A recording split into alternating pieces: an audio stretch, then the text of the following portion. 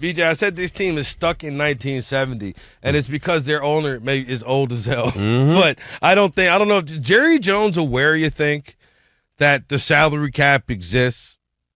I'm being sarcastic, obviously. I know he's aware of it, but it seems like, look, Jerry, you can't just go out there and spend whatever you want to spend, whatever you want to spend it anymore. There's penalties and punishments for that. I'm not sure he understands that. Alex, let's hear what Jerry had to say about the CeeDee Lamb deal that is impending. I went to high school or I went to college. I don't know why I said it, but I'm just saying I don't know. I don't have a sense of urgency about getting it done. Because it's a long-standing tradition. Pick any reason you want. So he went to high school, he went to college. Check. Confirmed on both counts, right? Yeah. Not having urgency to sign CeeDee Lamb, though. Should there be a check there as well? Right? Okay, we know he went to high school. We know he went to college. Should he be urgent right now to sign CeeDee Lamb? No, absolutely not. There's two players you got to take care of before CeeDee Lamb, and you can go in either order. I told you a few weeks ago, maybe about over a month ago, I wouldn't play with Michael Parsons with this. I wouldn't. He's a game wrecker. Yeah, but he's a game. Not to cut you off. Has been at training camp. Has been practicing. I get it, and that's why I would get him done for. So. Your question about Brandon Ayuk. Now, CeeDee Lamb did last year. I know everybody ripped me because I had him on top 10. He cracked my top 10 this year as far as top 10 receivers. Fine. But you can find, if you look at the receivers, the top guys that are paid, CeeDee's at 3.5. Like, Jefferson, Brown Hill, Waddle, Moore, Adams, Coop, Devontae, Nico, Metcalf, Debo, Pittman. They're receivers. You can find receivers. You just can't find Michael Parsons. Those guys are far and few in between. CeeDee Lamb is a really good to great receiver. I don't think he's a game-changing receiver. I think he's a really good to great receiver. I think that's a fair assessment. Michael Parsons is a game wrecker. He will wreck everything you are trying to do on that side of the football. You can't just find guys like that. Him or Dak is who I would take care of first, because I know there's this thing of letting Dak test free agency and go. I don't have a problem with that. You just logically have to tell me, what's your plan B? I said this about Love. I said this about Tua. If you don't want to pay them guys, fine. The fans don't think they need to be paid, or people on TV and radio don't think they need to be paid or should be. No problem. You can have that. But you must logically tell me, what's your plan B? So if you're Dallas, is it Cooper Rush? Is it Trey? Okay, if that's what you're telling me. Answer the same question for CeeDee Lamb then. Who's Dallas's plan B at wide receiver? Because if you're telling me that they didn't do this before the draft, okay, cool. If you're telling me they didn't do this before the end of free agency, okay, cool. But right now, we're in training camp. Like, where are they going to find plan B if CD decides to hold out or hold in as Ayuk is doing? Well, first of all, if he decides to hold out, I always look at holdouts like this.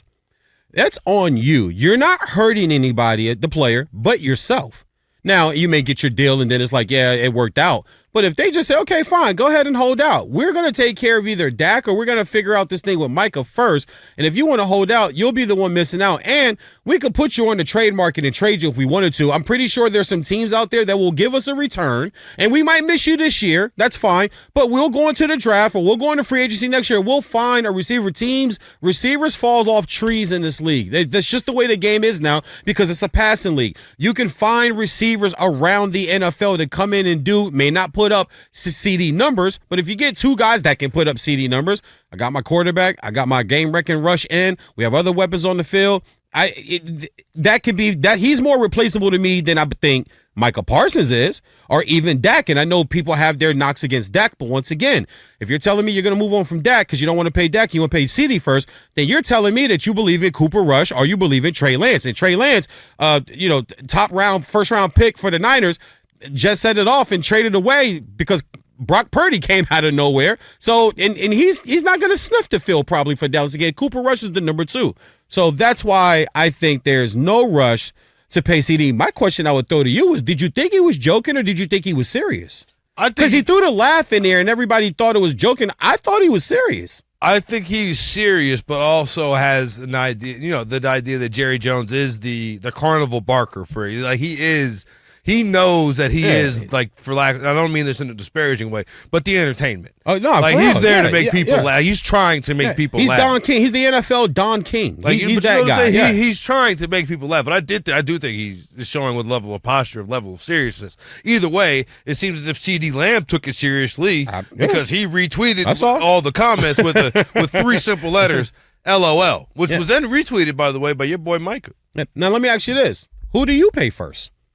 I would have paid Dak last year. Hey, thank you. I would have paid CeeDee last year. I'd have paid Dak and Micah last year, and then you could have worked CeeDee out this season. But Jerry does this. He waits, and it never turns out well. I keep going back to the Zeke deal. When he paid Zeke first, and then I believe it was Zach Martin, and if you'd have paid Dak back then, when you should have, it wouldn't have been the $40 million. It was around like 29, 30. Then they got up to 31, 32. Then eventually it got to 40 because you waited. Just think about this. Think about Dak Prescott at $40 million. Yeah. Just think about that. Okay. You could have had Dak Prescott at $40 million. Yep. You know who's making $40 million? Daniel Jones. Ouch. For 15 touchdown passes. But you know what I'm saying? You could have had Dak Prescott for $40 million at one point in time. And now it's you could have had Dak Prescott for $48 million. You know what I'm saying? The 4 years later. You know what I'm saying? Think about that. Think about that. Now you're looking at the prospect of Dak Prescott at $60 million. $60 million. $60 million. Once again, I get what people say about his postseason. You think Dak would have came out talking about 55 if he had signed before Burrow and Lawrence and Love? No. What? Listen, like I said, when his contract stuff first started, it was hovering between like 28 and 31, 32. And Dallas was like, ooh, Dallas got scared off. I'm like, no, sign that. I sat on the Odd Couple with Chris Broussard only in the getting studio. more expensive. I said, sign that. Don't sign Zeke. Zeke took off and went to Cabo. Just trust me on this. Sign Dak now. Don't wait to sign. Nope, you wanted to sign the guy. And that's what made that so weird is you sign the guy that's not there. I, as a GM and an owner, VP of football operations, all that stuff, I'm not signing the guy that's not there if I have other high-level players to take care of. They're there. Like you said about Micah. Micah's been there. Micah's been practicing. Micah hasn't made a sound. But Micah's doing this, I think, smart professionally and as a grown man thinking, hey, man, listen, I can ruffle feathers later. I want my money, so let me go play nice and let me do what I'm supposed to do and be a professional, and let's go get this done. That's what Micah Parsons is doing. That's why I say, listen, between either him and Dak, I still might pay Micah first. If it just came down between who do you pay first, Micah or Dak, I still might pay Micah first. The thing is, you have to pay Dak. This is like the way the order of operations has to go, whether or not you want to or not, whether it's like all the things that you said, I'm not saying they're invalid. Yeah, but because of the size of the quarterback contract, sure, you have to structure it in such a way. That's the one that has to get done first because it's the biggest piece of the pie. Then you can structure the rest of the pie for Micah and CeeDee. That's why not signing Dak last year was just mismanagement. And I don't think they're going to sign Dak before the season starts. I don't. I tell you this. If Dak Prescott and CeeDee Lamb play on their current contracts this year, neither one of them will be a Cowboy. They're gone in the season after. They're gone. Neither one of them will be a Cowboy. Because somebody will pay Dak. This idea that other teams, these reports you get stuff, anonymous GM says that they wouldn't pay. Yeah, okay. Yeah, first of all, take anonymous out of say it with your chest if you're going to say it. That's number one. Number two, when you get in those offices, Martin's got me watching the Giants Hard Knocks thing. Electric. I've been dogging it. Isn't it? I've been dogging it. What'd I tell you?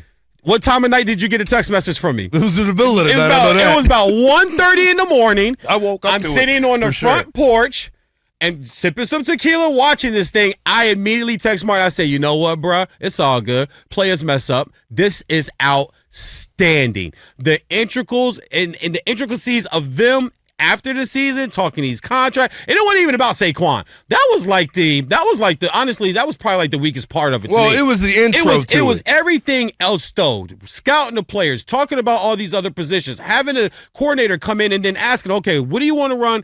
What do you need? And then the guys that break down the contracts, the assistant GM, the scouting, oh my goodness, it was outstanding. But that part of it, when you're talking about these contracts and you're talking about trying to get these deals done, you've got to take care of who's there, in my opinion, and who acts like they want to be there. And Dak Prescott wants to be there. But if, like you said, you let Dak hit the market, these guys will give them. There's going to be a GM that needs a quarterback. You don't think, let's say, the Raiders won't just go, you know what? Listen, let's just pay him because we need it. You want a trade to happen. Been saying if I'm Vegas, you want a trade to happen. And be like, hey, what does it cost? Let's work this out. What does it cost? There are teams out here, ladies and gentlemen, whether you like Dak Prescott or not, they're going to pay him. You guys thought Tua wasn't going to get paid. People thought Love shouldn't have gotten paid and wasn't going to get paid. Yeah, that's why we're not NFL owners and GMs and VP of operations.